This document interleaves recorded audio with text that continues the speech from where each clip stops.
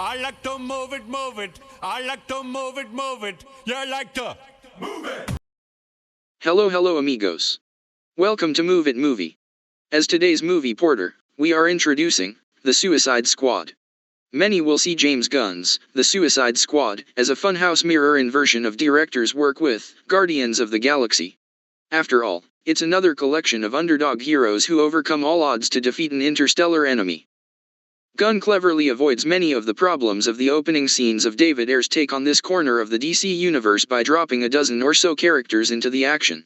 For the record, this is kind of half sequel, half reboot wherein some actors play the same characters, but it's also very much a standalone film.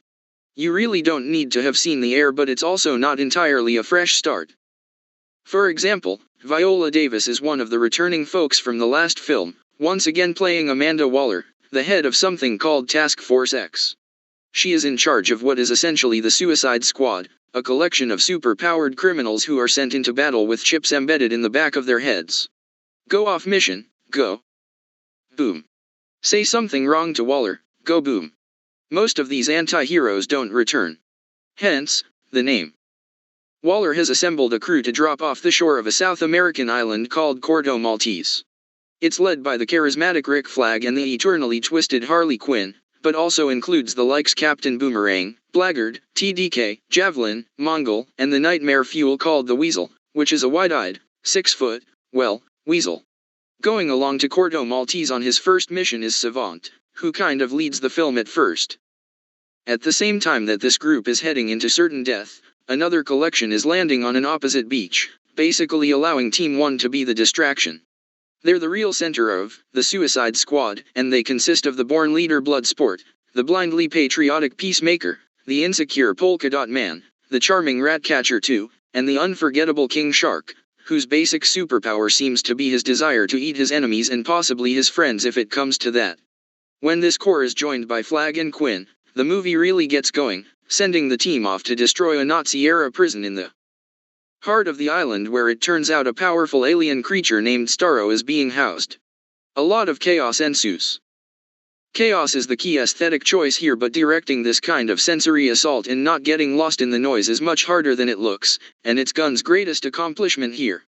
While it feels like The Suicide Squad is a roller coaster without brakes, it's actually a very well-calibrated action comedy, alternating humorous beats with bursts of intense violence. On that note, this is the most insanely violent superhero blockbuster yet, making Deadpool look kind of sweet.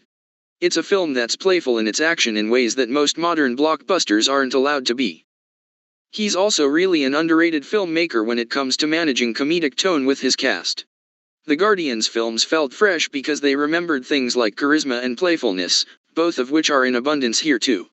Robbie knows Quinn inside and out by this point, and it feels like Gunn returns her a bit more to her origins than Ayer. Elba finally gets a strong action movie lead and nails it. The conversation about how he'd still be an excellent James Bond should start again. He's charismatic and even finds a little depth in his character's conflict over being forced into heroism. They're the standouts, but everyone here works, bringing their own joy to the party, which is a testament to Gunn's skill with large ensembles. Like so many modern superhero movies, The Suicide Squad starts to feel long and repetitious after a while, and it's a little disappointing that a film born from a subversive template culminates in heroes and villains crashing into crumbling buildings again.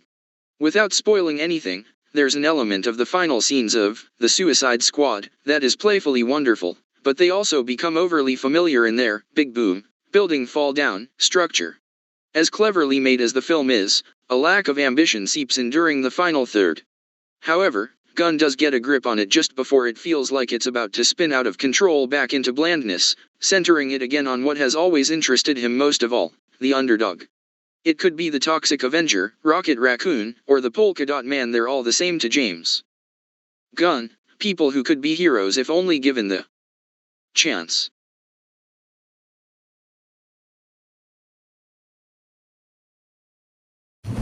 I like to move it, move it. I like to move it, move it. You like to move it. I like to move it, move it. I like to move it, move it. I like to move it, move it.